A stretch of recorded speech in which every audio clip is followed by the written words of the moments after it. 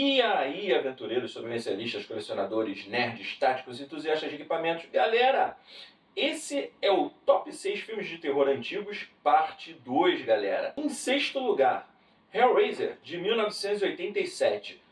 Clássico absoluto do terror dos anos 80, Hellraiser é a adaptação da obra de Clive Barker, que apresentou ao mundo o icônico Pinhead e os temidos cenobitas. Tá?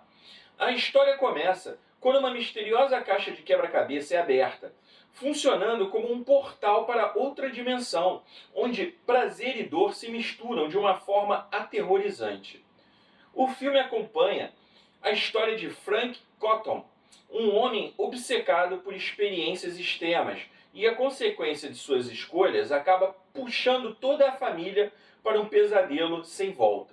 Uma mistura única de horror físico, psicológico e sobrenatural que marcou a época.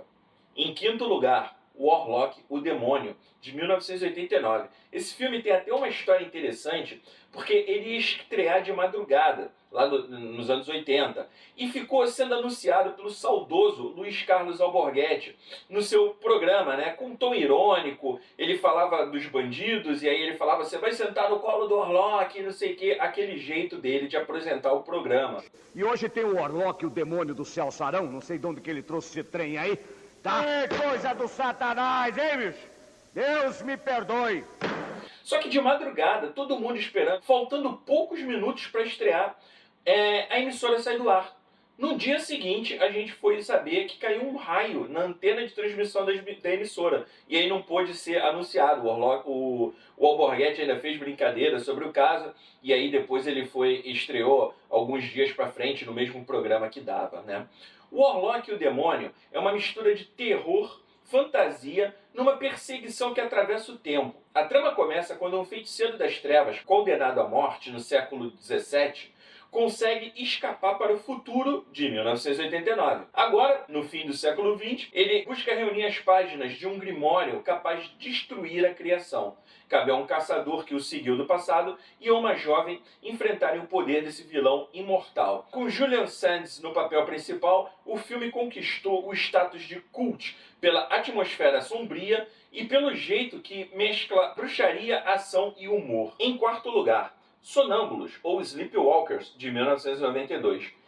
Esse é um filme que, para mim, merecia uma continuação. Em vez deles fazerem reboot dos clássicos e acabarem com todos os filmes de terror daquela época, eles podiam fazer uma parte 2 ou até uma parte 3, ainda mais com a tecnologia que a gente tem hoje para efeitos especiais. Esse é um terror escrito pelo próprio Stephen King diretamente para o cinema. Não é uma adaptação de livro nenhum dele. A trama acompanha Charles Brandy e a sua mãe, Mary, que fazem parte de uma raça de criaturas metamórficas conhecida como Sleepwalkers. Eles precisam se alimentar da energia vital de mulheres jovens para sobreviver. A história mistura romance adolescente, terror sobrenatural e um certo humor sombrio. O ponto fraco dos sonâmbulos são gatos. Sim, felinos têm um papel essencial no combate a essas criaturas. O filme tem aquele clima clássico de terror dos anos 90, meio exagerado, efeitos práticos misturados com CGI da época e uma pegada de conto macabro do próprio Stephen King. Em terceiro lugar, A Noite dos Mortos-Vivos, de 1968. Agora eu fui longe, hein, galera? Esse é um clássico que praticamente inventou o gênero moderno de zumbis. A Noite dos Mortos-Vivos, dirigido por George Romero, trouxe uma história intensa, mostrando um grupo de pessoas presas numa casa de fazenda, cercadas por mortos que voltam à vida. Foi aqui que nasceu a ideia de zumbis canibais em massa, que até hoje influencia séries, filmes e até games. Um terror cru, desesperador e que chocou o público na época, tornando-se referência obrigatória para qualquer fã do gênero.